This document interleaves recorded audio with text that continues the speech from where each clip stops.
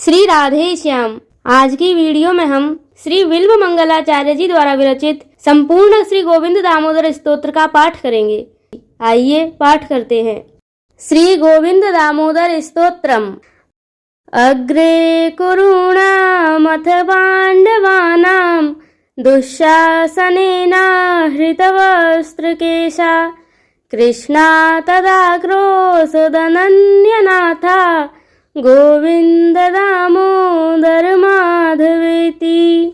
श्रीकृष्ण विष्णु मधुकैटभारे भक्तानुकंपिन् भगवन् मुरारे त्रायस्व मां केशवलोकनाथ गोविंद दामोदर माधवेति। विक्रेतु कामाखिल गोपकन्या मुरारिपादार्पितचित्तवृत्तिः दध्यादिकं मोहवशादवोचत् गोविंद दामोदर माधवेति। उलूखले संभृततण्डुलांश्च संघट्टयन्त्यो मुसलैः प्रमुग्धाः गायन्ति गोप्यो जनितानुरागा गोविंद दामोदर माधवेति। काचित् कराम्भोजपुटे निषण्णं क्रीडाशुकं किंशुकरक्ततुण्डम् अध्यापयामास सरोरुहाक्षी गोविंद दामोदर माधवेति। गृहे गृहे गोपवधू समूहः प्रतीक्षणं पिञ्जरसारिकाणां स्खलद्गिरं वाचयितुं प्रवृत्तो गोविंद दामोदर माधवेति। पर्यङ्किकाभाजमलं कुमारं प्रस्वापयन्त्योऽखिलगोपकन्यः जगुः प्रबन्धं स्वरतालबन्धं गोविंद दामोदर माधवेति। रामानुजं वीक्षणकेलिलोलं गोपी गृहीत्वा नवनीतगोलम् आबालकं बालकमाजुहाव गोविंद दामोदर माधवेति। विचित्रवर्णाभरणाभिरामे विधेहि वक्त्राम्बुजराजहंसि सदा मदीये रसनेग्ररङ्गे गोविंद दामोदर माधवेति। अंकाधिरूढं शिशुगोपगूढं स्तनं धयन्तं कमलैककान्तं सम्बोधयामास मुदा यशोदा गोविंद दामोदर माधवेति। क्रीडन्तमन्तर्ब्रजमात्मजं स्वं समं वयस्य हि पशुपालबालः प्रेम्णा यशोदा प्रजुहाव कृष्णं गोविंद दामोदर माधवेति। यशोदया गाढमुलूखलेन गोकण्ठपाशेन निबध्यमानः रुरोदमन्दं नवनीतभोजी गोविंद दामोदर माधवेति। निजाङ्गणे कङ्कणकेलिलोलं गोपी गृहीत्वा नवनीतगोलम् आमर्दयत्पाणितलेन नेत्रे गोविंद दामोदर माधवेति। गृहे गृहे गोपवधू कदम्बाः सर्वे मिलित्वा समवाययोगे पुण्यानि नामानि पठन्ति नित्यं गोविंद दामोदर माधवेति। मन्दारमूले वदनाभिरामं बिम्बाधरे पूरितवेणुनादं गोगोपगोपी जनमाध्यसंस्थं गोविंद दामोदर माधवेति। उत्थाय गोप्यो पररात्र भागे स्मृत्वा यशोदा सुतबालकेलिं गायन्ति प्रोच्चैर्दधिमन्थयन्त्यो गोविन्द दामोदर माधवेति। जग्धोऽथ दत्तो नवनीतपिण्डो गृहे यशोदा विचिकित्सयन्ती। उवाच सत्यं वद हे मुरारे गोविन्द दामोदर माधवेति। अभ्यर्च्य गेहं युवतिः प्रवृद्ध प्रेम प्रवाहादधिनिर्ममन्थ। गायन्ति गोप्योऽथ सखी समेता गोविन्द दामोदर माधवेति। क्वचित् प्रभाते दधिपूर्णपात्रे निक्षिप्य मन्थं युवती मुकुन्दम्। आलोक्य गानं विविधं करोति गोविन्द दामोदर माधवेति। क्रीडापरं भोजनमार्जनार्थं हितैषिणी स्त्रीतनुजं यशोदा। आजुह्वत् प्रेम परिप्लुताक्षी गोविन्द दामोदर माधवेति। सुखं शयानं निलये च विष्णुं देवर्षि मुख्या मुनयः प्रपन्ना।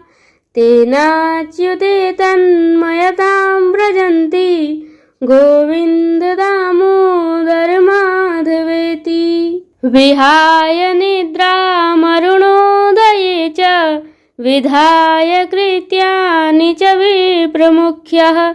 वेदावसाने प्रपठन्ति नित्यं गोविन्द दामोदर माधवेति। वृन्दावने गोपगणाश्च गोप्यो विलोक्य गोविन्द वियोगखिन्नां।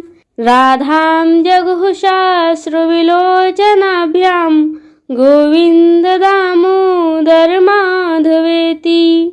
प्रभात संचार गतानुगावस्तद्रक्षणार्थं तनयं यशोदा। प्राबोधयत् पाणितलेन मन्दं गोविन्द दामोदर माधवेति। प्रबालशोभा इव दीर्घकेशा वाताम्बुपर्णाशनपूतदेहा। मूले तरुणां मुनयः पठन्ति गोविन्द दामोदर माधवेति। एवं ब्रुवाणा विरहातुराभृशं ब्रजस्त्रियः कृष्णविसक्तमानसाः। विसृज्य लज्जां रुरुदुः स्म सुस्वरं गोविन्द दामोदर माधवेति। गोपी कदाचिन्मणिपिञ्जरस्थं शुकं वचो वाचयितुं प्रवृत्ता। आनन्दकन्द ब्रजचन्द्र कृष्ण गोविन्द दामोदर माधवेति। गोवत्सबालैः शिशुकाकपक्षं बध्नन्तमम्भोजदलायताक्षम्। उवाच माता चिबुकं गृहीत्वा गोविन्द दामोदर माधवेति। प्रभातकाले वरवल्लभौघा गोरक्षणार्थं धृतवेत्रदण्डः। आकारयामासुरनन्तमाद्यं गोविन्द दामोदर माधवेति। जलाशये कालियमर्दनाय यदा कदम्बादपतन्मुरारिः। गोपाङ्गनाश्चोक्रुशुरेत्य गोपा गोविन्द दामोदर माधवेति। अक्रूरमासाद्य यदा मुकुन्दश्चापोत्सवार्थं मथुरां प्रविष्टः। तदा स पौरैर्जयतीत्यभाषी गोविन्द दामोदर दामोदरमाधवेति। कंसस्य दूतेन यदैव नीतो वृन्दावनान्ताद् वसुदेवसूनु रुरोध गोपी भवनस्य मध्ये गोविन्द दामोदरमाधवेति। सरोवरे कालियनागबद्धं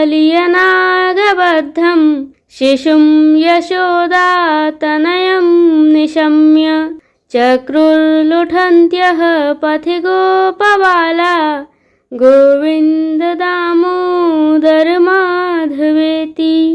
अक्रूरयाने यदुवंशनाथं सङ्गच्छमानं मथुरां निरीक्ष्य उचूर्वियोगात् किल गोपबाला गोविन्द दामोदरमाधवेति। चक्रान्ध गोपी नलिनी वनान्ते कृष्णेन हीना कुसुमे शयाना प्रफुल्लनीलोत्पललोचनाभ्यां गोविन्द दामोदरमाधवेति।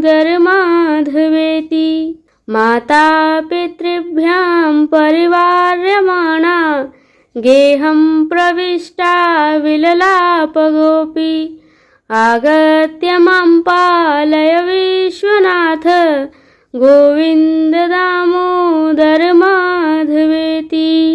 वृन्दावनस्थं हरिमाशु बुद्ध्वा गोपी गता कापि वनं निशायां तत्राप्य दृष्ट्वातिभयादवोचत् गोविन्द दामोदरमाधवेति। सुखं शयाना निलये निजेऽपि नामानि विष्णोः प्रवदन्ति मर्त्याः ते निश्चितं तन्मयतां व्रजन्ति गोविन्द दामोदरमाधवेति। सा नीरजाक्षीमवलोक्य राधां रुरोध गोविन्द वियोगखिन्नां सखी प्रफुल्लोत्पललोचनाभ्यां गोविन्द दामोदरमाधवेति। जिह्वे रसज्ञे मधुरप्रिया त्वं सत्यं हितं त्वां परमं वदामि आवर्णयेथा मधुराक्षराणि गोविन्द दामोदरमाधवेति। आत्यन्तिकव्याधिहरं जनानां चिकित्सकं वेदविदो वदन्ति संसारतापत्रयनाशबीजं गोविन्द दामोदरमाधवेति। ताताज्ञया गच्छति रामचन्द्रे सलक्ष्मणेरन्यचये ससीते चक्रन्द रामस्य निजाजनित्री गोविन्द दामोदरमाधवेति। एकाकिनी दण्डककाननान्तात् सा नीयमाना दशकन्धरेण सीता तदा क्रन्दननन्यनाथा गोविन्द दामोदरमाधवेति। रामाद्वियुक्ता जनकात्मजा सा विचिन्तयन्ती हृदि रामरूपं रुरोध सीता रघुनाथ पाहि गोविन्द दामोदरमाधवेति। प्रसीद विष्णो रघुवंशनाथ सुरासुराणां सुखदुःखहेतु रुरोध सीता तु समुद्रमध्ये गोविन्द दामोदरमाधवेति। अन्तर्जले ग्राहगृहीतपादो विसृष्टविक्लिष्टसमस्तबन्धुः तदा गजेन्द्रो नितरां जगाद गोविन्द दामोदरमाधवेति। हंसध्वजः शङ्खयुतो ददर्श पुत्रं कटाहे प्रपतन्तमेनं पुण्यानि नामानि हरेर्जपन्तं गोविन्द दामोदर माधवेति। दुर्वाससो वाक्यमुपेत्य कृष्ण सा चाब्रुवीत् काननवासिनीशम् अन्तः प्रविष्टं मनसा जुहाव गोविन्द दामोदर माधवेति। ध्येयः सदा योगिभिर्प्रमेयश्चिन्ताहरश्चिन्तितपारिजातः कस्तूरिकाकल्पितनीलवर्णो गोविन्द दामोदर माधवेति।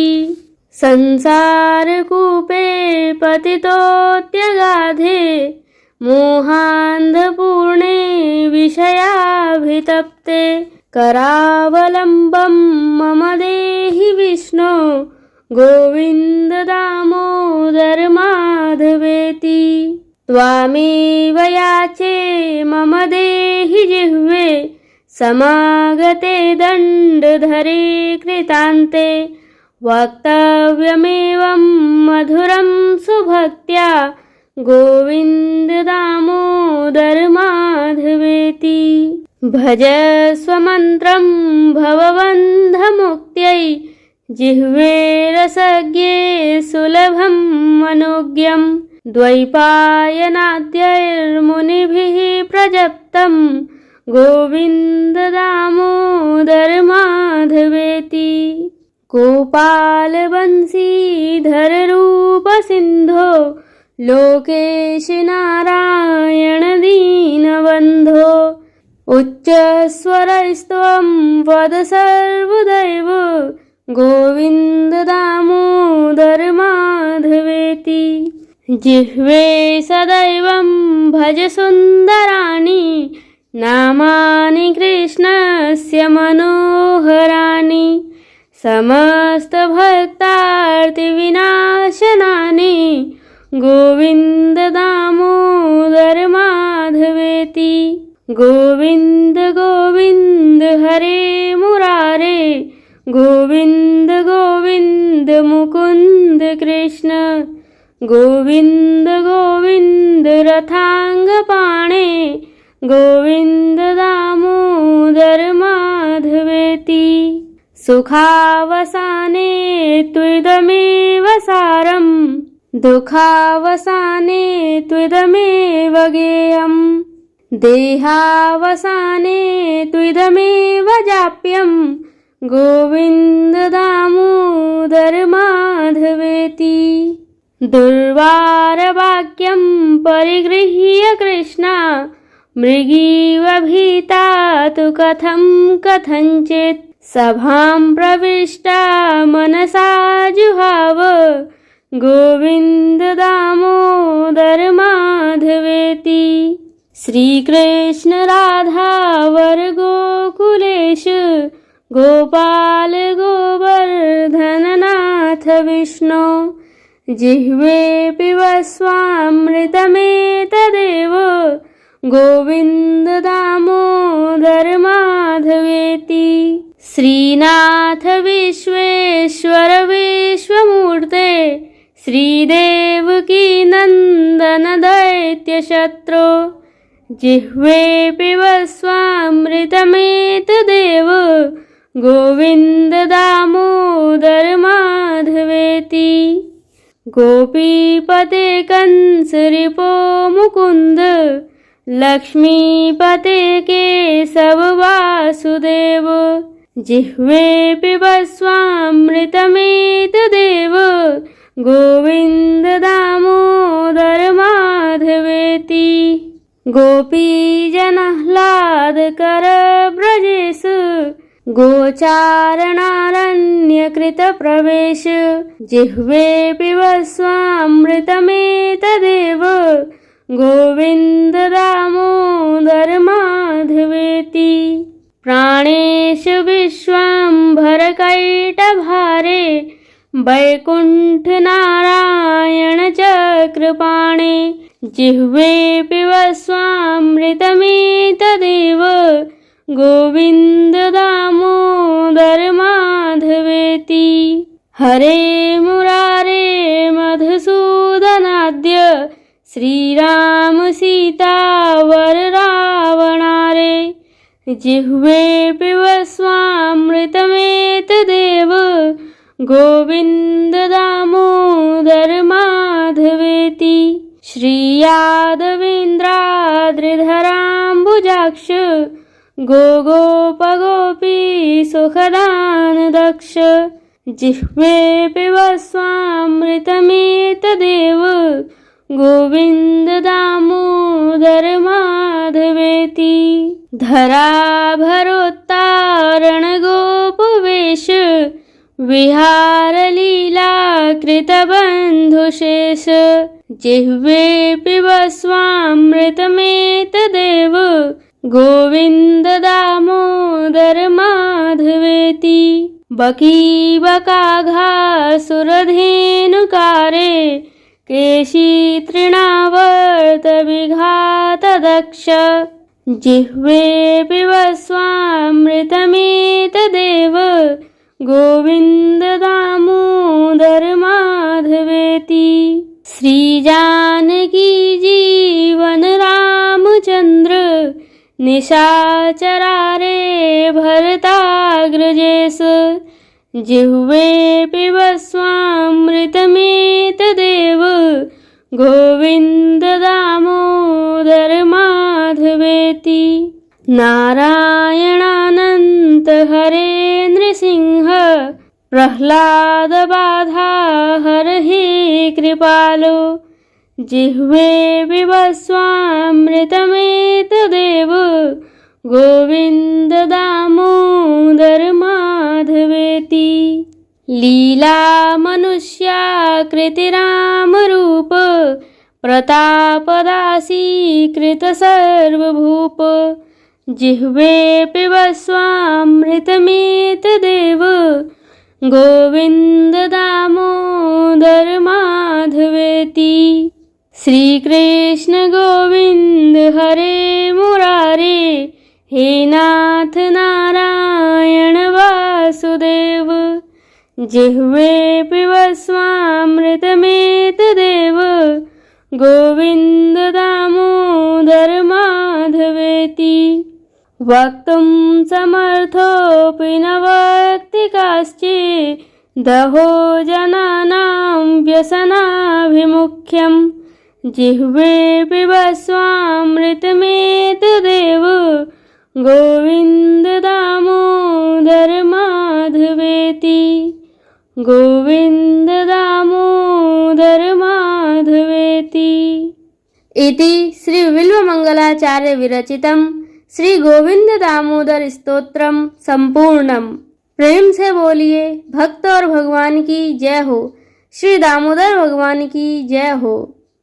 वीडियो देखने के लिए धन्यवाद। अगर वीडियो अच्छी लगी हो तो इसे लाइक करें और फोटो पर क्लिक करके चैनल को सब्सक्राइब अवश्य करें एवं हमारी अन्य वीडियो एक बार अवश्य देखें। धन्यवाद। जय जय श्री राधे श्याम।